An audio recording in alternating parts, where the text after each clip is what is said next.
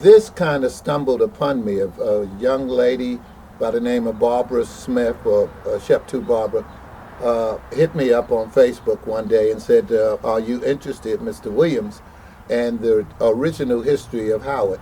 And I've said, of course, yes. And so, and then she suggested I go down to the local courthouse and look up an old, long forgotten, unknown history of the originators of Howard.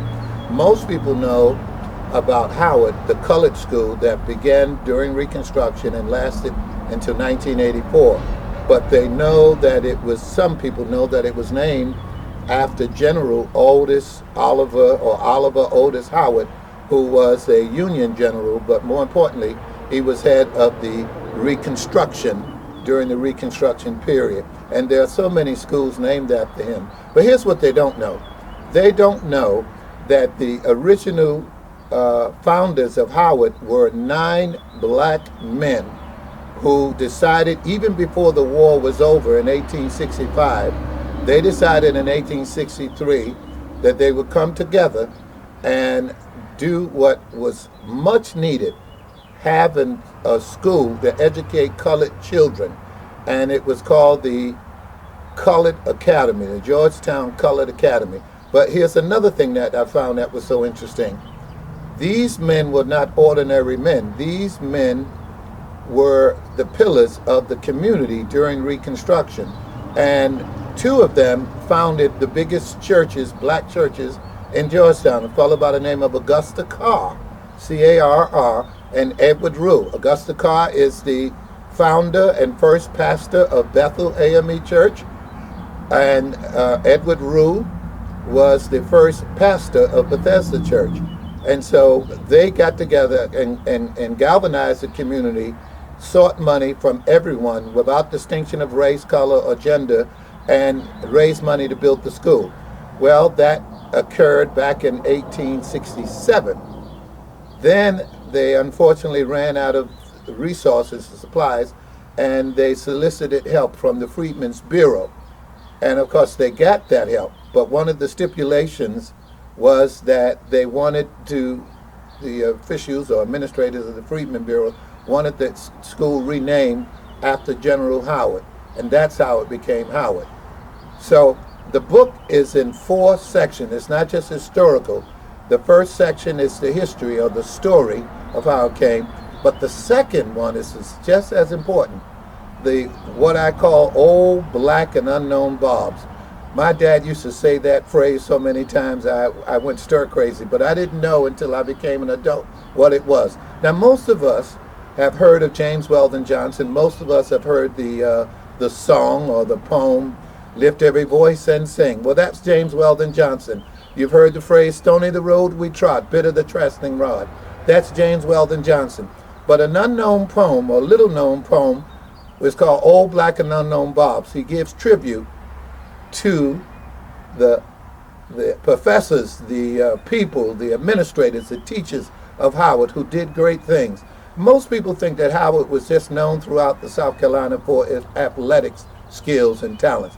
But I'm telling you that the people that came through Howard were not only great athletes, they were great in terms of academics.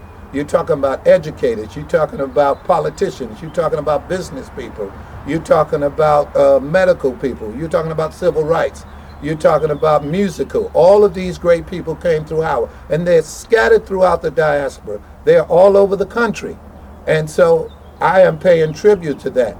And I want to say this, one of my favorite people, and there are hundreds of faculties and people that I have in this book, literally, was Margretta Knox, Margretta Knox. Those of you who know her, she worked for many years at Howard, and then she worked at the courthouse. Well, she's my neighbor. We've known each other since 1965. And I'm telling you, her mind was pristine. And when I needed information about Howard, what it felt like, what was the experience teaching at Howard, going to school at Howard, she filled my questions, all of my copious questions, warmly, and told me the story of Howard. She wasn't the only one, but there was a lot of others. And so I dedicated this book to her. The other person that I want to recognize is Miss Moselle Lawrence, who started teaching at Howard back in the early 50s. But I don't believe she's ever gotten any credit for all of the many years that she's given and the pain that was driven by the harvest that she has reaped.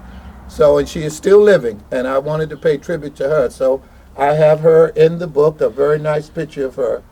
And now tell us about the cover of the book, how you chose this person. Who is that, and how did he get chosen for the front? This is my good friend, Mr. James Ragg. And if you live in Georgetown, you know James because he's quite a character. There were many reasons I wanted him in the book, but one of the main reasons is that his mind, his memory, his consciousness is quite pristine. And not only does he tell the story accurately, but he's a character. He has a great sense of humor.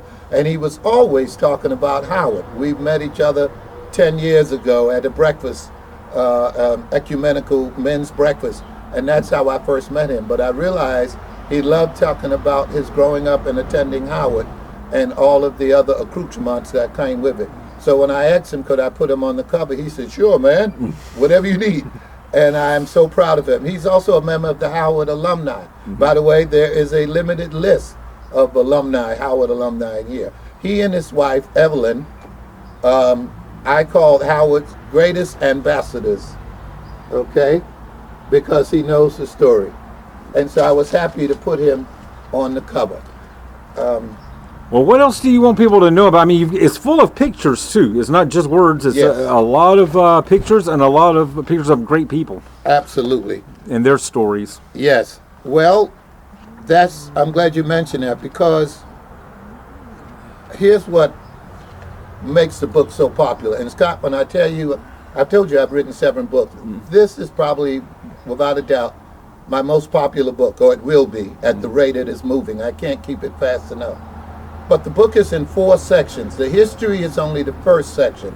The second section is what I call Old Black and Unknown Bobs.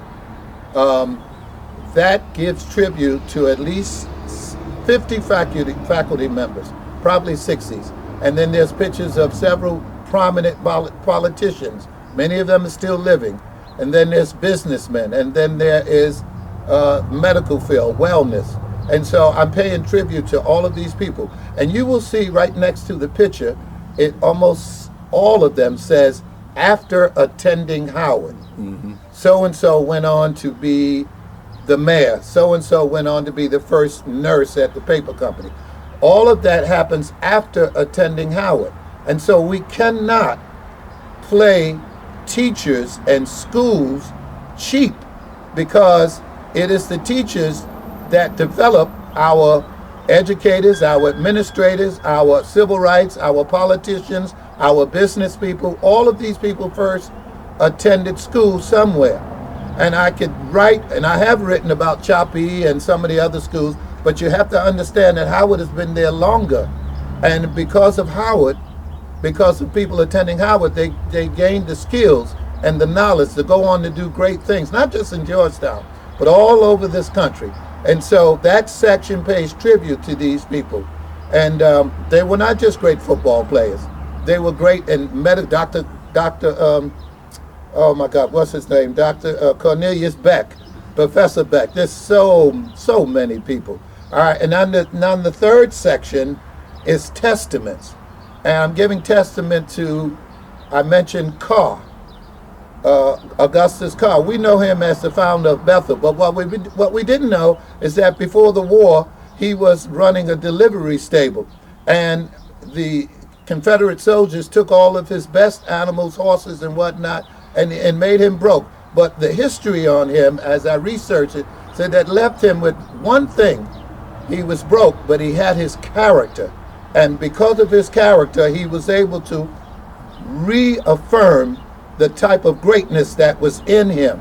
And so there's testaments to him. There's testament to Albert Sinclair, who got not 1, but 4 degrees.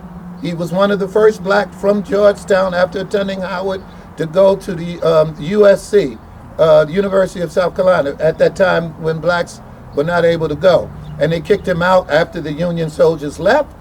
And then he went on to Howard University and several other prominent universities with a medical degree. And so there's testaments. And lastly, if you don't mind, there's a section called Stony the Road We Trod. And I like that because that tells about our story of what we had to overcome. One of my favorite things in life, that success in life does not come from what you achieve, but more of what you've been able to overcome. And I'd like to, if you don't mind, close with, I think, a very powerful poem, even though I wrote it, that talks about our story. And it's called When We Were Colored. And if you don't mind, I'm going to read it very quickly. We did not have what we have today, especially in our schools. Our rooms were overcrowded, our teachers underpaid, there were poor lighting and leaky roofs. But that did not stop them from teaching us or us from learning. We had no smart boards, no computers, no videos to choose, no Google, no LinkedIn, no Bing. The only search engine we had was what we searched with our minds. When we were colored, we were told that we were equal to the challenge, and that which was in us would go with us wherever we went, because there was no one who could make us feel inferior without our consent. We learned that life was not easy, and that you don't always get what you want, and that things just don't happen, they happen justly. We struggled to eat, to live, to stay afloat. Often we were treated poorly, but we loved ourselves richly. We reached for the stars, but kept our feet on the ground. We dreamed of a better world, but we were good stewards of this world. When we were colored, we didn't fuss with our parents or teachers, or cuss around women or children. We were asked questions, we said yes sir, or no sir, or yes ma'am, or no ma'am. We were mindful of our manners and respectful of our adults. We were raised not to be ladies, rather to be women, not to be gentlemen, rather to be men, not to follow principles and morals instead of fashions and trends. When we were colored, our self-opinion was well developed. We did not need Jordans on our feet or chains around our neck to impress others. We didn't need a Fitbit watch to stay fit. We didn't need smartphones to tell time. Our fingernails didn't require manicures every month, and our hairstyles didn't need to be changed every 2 weeks. When we were colored, we didn't talk on the phone all night. We went to sleep at a decent hour because there was chores to be done. We got up early to start our day. We fed the chicken. We slopped the hogs. We milked the cows, and we went to schools. Others may have ridden the bus, but not us. We walked miles to school, and despite our weary feet, when we got home, there was a hot meal to eat, which we ate at the dinner table with our family. We did our homework, and we talked about what we learned in school. We memorized the writings of Shakespeare, but we mastered the writings of James Weldon Johnson. Oh, we knew about Babe Ruth and Lou Gehrig and Joe DiMaggio, but our heroes was Josh Gibson, Satchel Paige, and Willie Mays. That ain't all. We looked up to those who were fighting for the good fight for us, who were breaking barriers and lifting our race. Robinson, Paul Robeson, Jackie Robinson, and Mary McLeod Bethune. Oh, we talked about the coming of better days, and we prayed that we came through soon. But in closing, when we were colored, today we have more education, but less understanding, more money, but less security, more food, but less health, more clothing, but less charity, more religion, but less faith, more options, but less hope, more creature comfort, but less grace, more blessings, but less thankful. Listen, the sky is still blue, the earth is still round, grass is green, and the sun is still bright. There are still only 24 hours in a day, and the same God of the day is the God of the night. We pray to God for asking for more, and He has given us more. But I am not so sure that we as a people are any better off than when we were colored.